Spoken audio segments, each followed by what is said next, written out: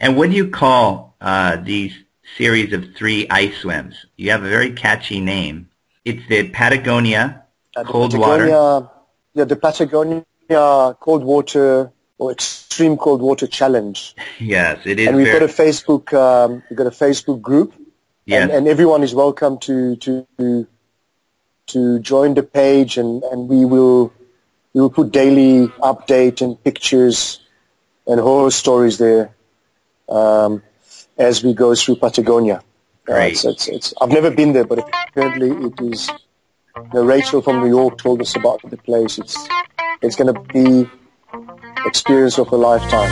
The water feels like ice, many swimmers say to themselves and to their coaches, and they really mean it. But Ram Barkai of Cape Town, South Africa, is a totally different breed of swimmer. He actually does swim in ice water, literally. Ram has swum in Antarctica, initially inspired by Lynne Cox and her book, Swimming to Antarctica. As Ram explains, Lynne showed us what is possible. But Ram is just beginning to explore what is humanly possible. After his swim in Antarctica, he later swam in Lake Zürich, not during the summer when it is beautiful, warm, and sunny, but in the dead of winter, when the water temperature was 3 degrees Celsius or 37 degrees Fahrenheit, and the air temperature was minus 1 degrees Celsius, literally freezing. Later, he traveled to Alaska and San Francisco to swim, and the next month will be heading off to his greatest adventure yet, to the Patagonia region at the tip of South America, near Antarctica. He and his fellow South African cold water swim specialists will attempt 3 incredible aquatic adventures near the bottom of the world. They will swim a mile around Cape Horn, the southernmost tip of South America, in rough water that is expected to be no more than 3 degrees Celsius or 37 degrees Fahrenheit. This is a swim so daunting, so risky, so mind-boggling, and so perilous that the channel is shunned by ships and is known as the sailor's graveyard. It goes without saying that this swim around Cape Horn has never before been attempted by any swimmer. After Cape Horn, Ram and his hardy group from Cape Town, South Africa, will attempt to swim 5 kilometers in the Strait of Magellan in water that is expected to be between 3 degrees Celsius to 6 degrees Celsius, no more than 42 degrees Fahrenheit. In less than a 10-day period, they then plan to swim the 2-kilometer Beagle Channel, a true test for extreme swimmers in 4 degrees Celsius waters.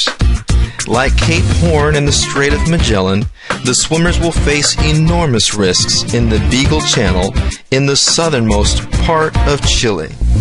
Here, they will face the dreaded Williwaw, which are the ferocious ice winds that can stir up the ocean into a frenzy on a moment's notice.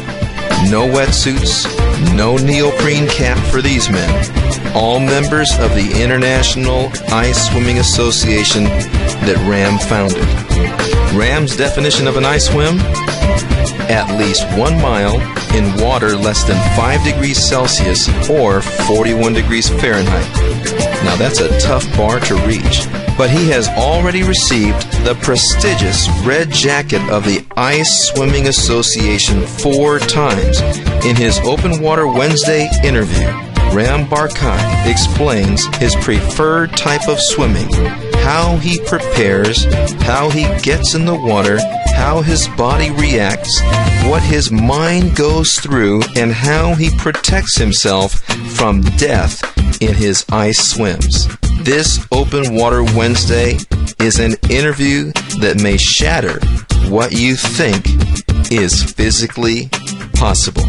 Good afternoon. We're here at Open Water Wednesday with a very world-renowned ice swimmer, Ram Barkai of Cape Town, South Africa. Good afternoon, Ram. Good afternoon, Stephen. What time is it there in Cape Town right now?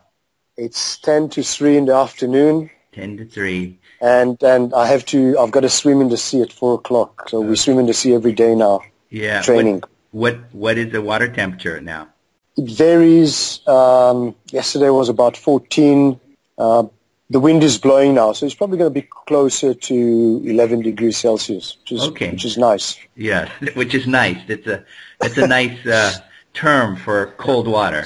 But you are very renowned for doing a lot of cold water swims. And before we talk about your past, there's a very new, exciting swim that you're going to do with several of your South African buddies. Can you explain that? Okay. It's a dream that we had for a while, specifically Andrew Cheen, who's my swimming partner, about doing the Bigo Channel, following Lynne Cox swimming of the Bigo Channel a long time ago. Later on, we saw some people down the Magellan Strait, and because we're here in South Africa, in Cape Town, and actually Andrew and myself are the first men to swim around Cape Point, Lynne Cox was the first person, and Karina was the second woman, so that's fine. You know, they are legendary swimmers, so it's fine. It's fine to be behind them. Andrew and I were the first guys to swim around Cape Point. We thought Cape Horn is going to be a very interesting challenge. Needless to say, when we made a decision about 6 months ago that we're going to go to South America and do that, we had no idea what we taking on. Yeah. But to a certain extent, that's the best thing. So we booked the tickets and we started making connection with Claudia in Chile, and we found out that very few people swam the Magellan Straits. There are various places to cross it, but the normal place it's about 290 kilometer east, sort of southeast of Ponta Arena.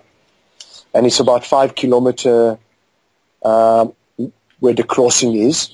The Magellan Strait is a very wide channel, so you know it's like doing. If you want to cross it in the right place, it's like doing a double English Channel at 4 degrees, which is a bit of a challenge. So it's going to be Magellan Strait. We're going on the 11th of February. On the 14th, again, everything depends on logistic. We're supposed to attempt the Magellan Strait. It is rainy there, and the water temperature, there are so many legends and so many stories, so we're kind of preparing ourselves. We're hoping for 6 degrees, and if it's going to be 8 degrees, it's going to be a wonderful swim, but we're also preparing ourselves for a possibility that it's going to be around 4 or 5 degrees. At 4 or 5 degrees to swim 5 kilometer is anywhere between, it's probably around 2 hours, and to spend 2 hours in the water at this temperature is probably impossible, even in my dictionary. But we have all the logistic and everything, you know. So once we dive in, we're gonna dive to cross the straits, and if you pass out, they're going to pull us out, and hopefully we're going to, it's very much depend on the conditions. You know, it's not the distance. 5 kilometers is not a long swim, but there are winds and currents and tide. You have to time it very carefully because the tide is very strong. And then the temperature and the difference between 4 to 8 degrees is probably another hour in the water in terms of ability. Yeah. Then a few days later, we're going down to the Bigo Channel, to Ushuaia, and the idea there to cross the Bigo, again in the place where apparently most of the cross is done.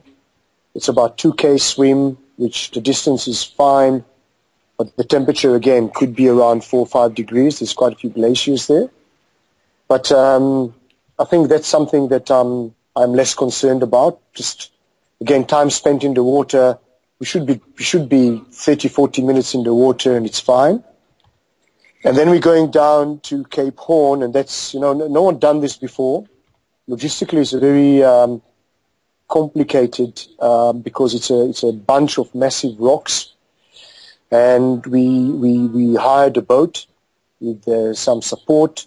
It's it's about almost a day to get from where we're going to live with the boat to the most southerly rock in Cape Horn. We'll have to find a place there to do a mile swim. We intend to do around a minimum of a mile swim. Conditions there are very rough, so it might take some time. But yeah, I mean, the idea, we're going to spend 2 days on the boat for about half an hour swim at around 3 degrees. I think it's about 3 degrees around Cape Horn.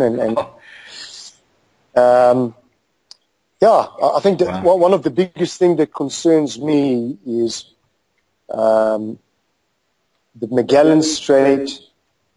To spend 2 hours in the water very much depend on the temperature. If it's going to be 4 degrees, I don't know if we can do that, but we're definitely going to give it our best chance. If it's 6, 8 degrees, we probably can do it. And the question is, we don't know what our body going to be like diving into another ice swim a few days later, because no one done any of these swims at the same time. They usually do one swim per annum, and you know, we're coming from so far. We decided, well, we're going to swim as much as we can, and we'll try to swim hopefully we'll swim all of them, you know. Yeah, and we might not be able to swim any of them. So, and what do you call these series of 3 ice swims? You have a very catchy name. It's the Patagonia cold water. Yeah, the Patagonia cold water or extreme cold water challenge. Yes, it is. And we've got a Facebook group. Yes. And everyone is welcome to join the page, and we will put daily update and pictures and horror stories there as we go through Patagonia. Right. I've never been there, but apparently it is. You know, Rachel from New York told us about the place. It's going to be experience of a lifetime. Yeah. And hopefully we're going to make it back. Yeah. But I believe we will, yeah. Yeah. Now, you've done several ice swims in your career, and you were actually inspired by Lynne Cox's book, Swimming to Antarctica. Can you explain, one thing is to be inspired by Lynne, and she's a great inspirational athlete. It's another thing to say, I want to do the exact same thing she did, and even go further south and swim. So can you explain how you were inspired, and then what did you do down in Antarctica? We live in Cape Town, and we've got 2 oceans here in Cape Town. Is the Atlantic and the Indian Ocean. The Indian Ocean is usually warmer, but the Indian Ocean has been taken over by the growing population of great white sharks. We used to swim there a lot, but the shark sighting there sometimes is 5 times a day. A great white shark sort of cruising around. There aren't that many shark attacks, but it's just since the great white and the seals in this bay have become endangered species, the population of the seal, which is basically what the sharks like to eat, has grown. Hence, the population it's massive there. It's the second most populated area after the Great Barrier Reef. So we basically stopped swimming there after some people disappeared, and we only swim on the Atlantic side. The Atlantic side gets the Bengola current that comes from Antarctica, from the south, which means that the temperature of that current is around 10 degrees consistently. What happens in the winter, we get some wind that bring warm surface water from the north and take up the temperature to up to 15 degrees. In the summer, we get the wind that pushes away the surface water and take it down to probably average of 12 degrees. But we had, I think last week, we had about 4 days of about 9 degrees, and which is quite cold. So I think because we are cold water swimmer by default, and we try to do bigger and bigger distance in temperatures of let's say 11 degrees,